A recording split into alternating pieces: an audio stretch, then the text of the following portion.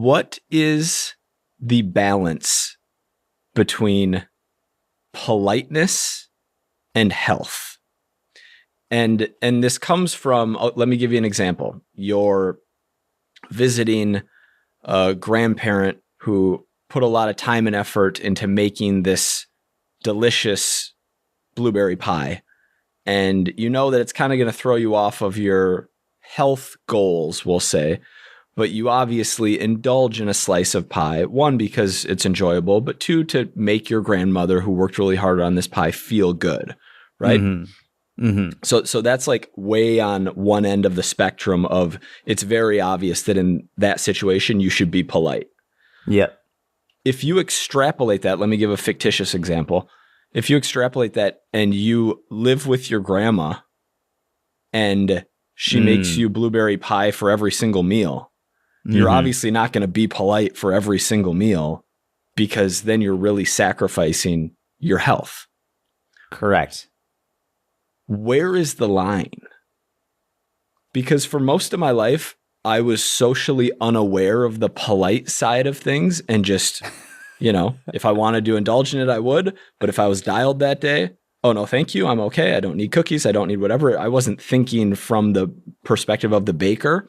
But where is the line between being polite where is the line in between those two extremes? Yeah. Well, I think that the line, more important than where the line is, I think we have to define the line. And I think the line is essentially the demarcation point is... Hang on, we're Googling that. Jordan's bringing big words to the podcast. Demarcation point. We need an official definition on this. Demarcation is a dividing line. Okay. Good. Yeah. The action of fixing the boundary or limits of something. That was good, right? I think so. Yeah, cool. The demarcation point here is the uniqueness of the occasion, the specialness, uniqueness of that occasion. That's Agreed. Why when you show up at your grandma's house for Thanksgiving and she makes that blueberry pie, the obvious answer is you eat the fucking pie because it's a unique situation. And if we're looking at how many more Thanksgivings you have with your grandma, like it's very unique and it's very special.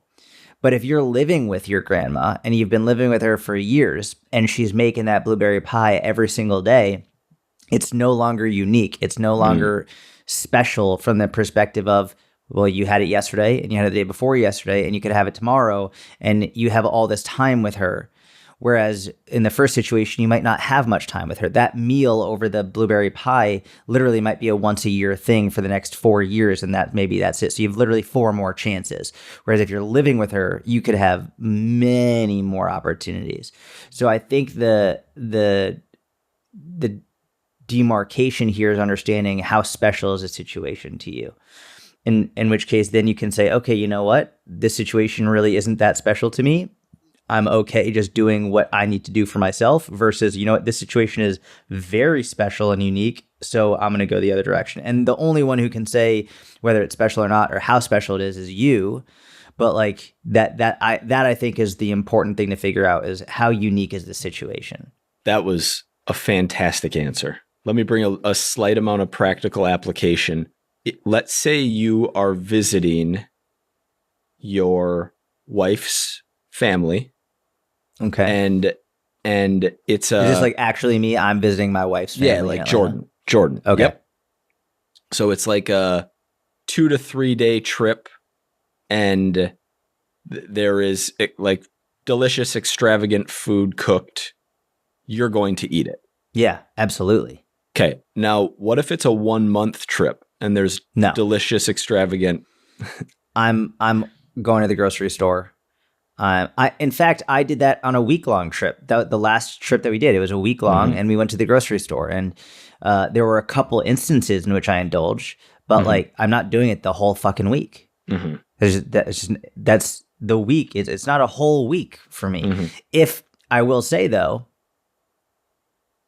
if it was because we go to Atlanta at least once, maybe 3 times a year. But when my wife and I went to Greece for our honeymoon for 2 weeks, every single day I was indulging every day. But going to Greece on your honeymoon, that's a once in a life experience. So that's a very unique experience that we'll literally never have again. But going to Atlanta 2 or 3 times a year is like, yeah, for the week I'm going to the grocery store, and then maybe a couple of meals I'll indulge. So you can really gauge the uniqueness of those experiences. And then let me ask you this. And then if everyone else is eating the extravagant meal, basically every meal, are you then preparing your own food and eating alongside of them for whatever, 5 of the 7 days, 4 of the 7 days? Yeah, absolutely. Good. I like it. Yeah. Whether it's preparing or like I'll get pre-prepared stuff at the grocery store and plate it myself. Like, yeah, absolutely. And they're like, yeah, wish I could be like you. Yeah, you could. I got an extra plate if you want it.